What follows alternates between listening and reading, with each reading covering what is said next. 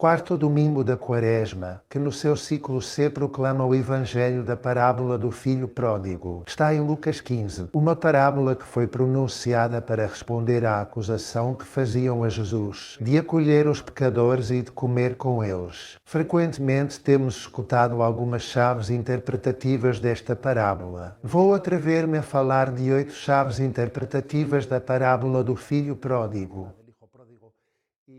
E menciono brevemente cada uma delas. Primeiro, matar Deus. Sim, porque a parábola começa dizendo que aquele filho que saía de casa pediu a parte da sua herança. Mas, claro, a herança reparte-se quando o pai morreu. Portanto, aquele pecado era quase como viver como se o seu pai tivesse morrido. O nosso pecado é viver como se Deus tivesse morrido, como se Deus não existisse. Segunda chave. Roma não paga a traidores. Esse é um provérbio conhecido. Quando aquele jovem desperdiçou todo o dinheiro que lhe tinham dado de toda essa herança. No início era muito popular entre os seus, mas quando ficou sem dinheiro passou a ser ninguém. E Roma não paga a traidores, ou seja, o mundo egoísta é muito cruel. E de ser uma estrela passou a estar arruinado. Compreendeu que aqueles seus companheiros de pecado apenas o tinham querido por interesse. E agora não era ninguém. Roma não paga a traidores. Em terceiro lugar, recapitulando, acorda ao tocar no fundo. Sim, é verdade. Começa-se a repensar a vida quando se vê o profundo erro que se cometeu. E esse é o momento em que aquele filho pródigo diz, pensando para si, começou o seu caminho de regresso. É verdade que ainda não tinha descoberto a misericórdia do Pai, mas pensava que a sua vida tinha sido um fracasso e que era necessária uma recapitulação. Reconsiderar o erro da sua vida. Em quarto lugar, uma parábola com um nome errado.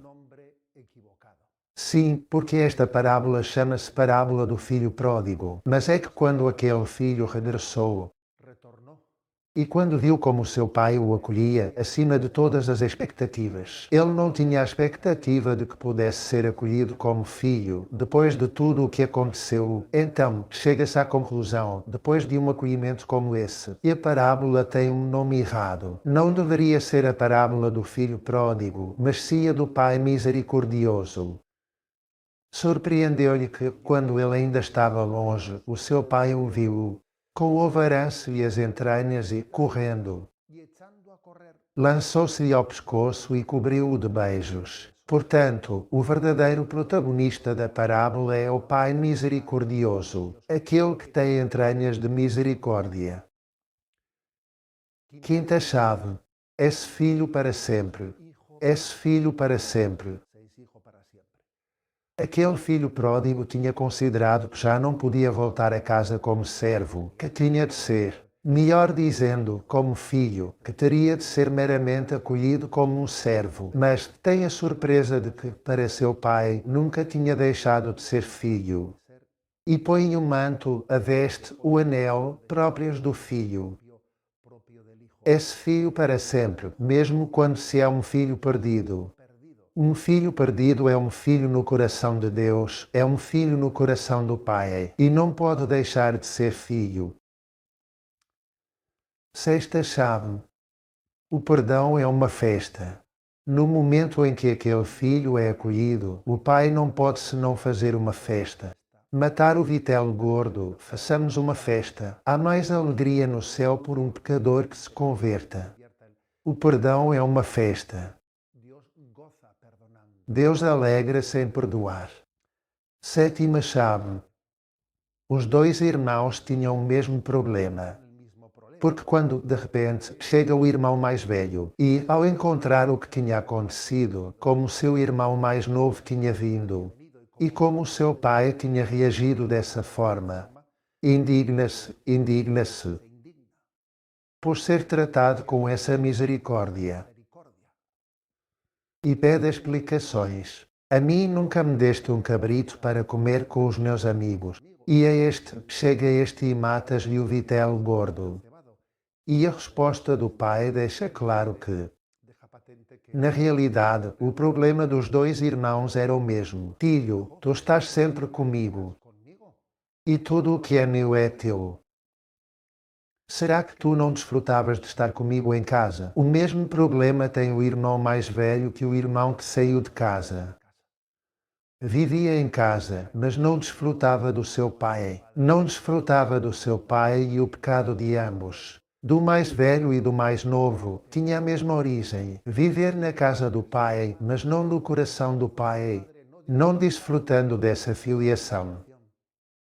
E a última chave. Curiosamente, o pai, que tinha saído à procura do filho pródigo, quando ele regressava, diz que volta a sair porque o filho mais velho estava lá fora. Volta a sair, agora à procura do irmão mais velho. Volta a sair, o pai sai em busca e esta é a chave cristológica. Sim, porque o pai envia Cristo ao mundo para procurar o filho que se perdeu. Jesus Cristo é o coração do pai derramado sobre a miséria, sobre o pecado do homem. É o bom pastor que não descansará até encontrar os pecadores, carregá-los aos ombros e levá-los de volta à casa do Pai, para que se alegrem, para que se faça a grande festa do perdão, da misericórdia, e para que se alegrem na misericórdia do Pai. A bênção de Deus Todo-Poderoso, Pai, Filho e Espírito Santo, desça sobre vós.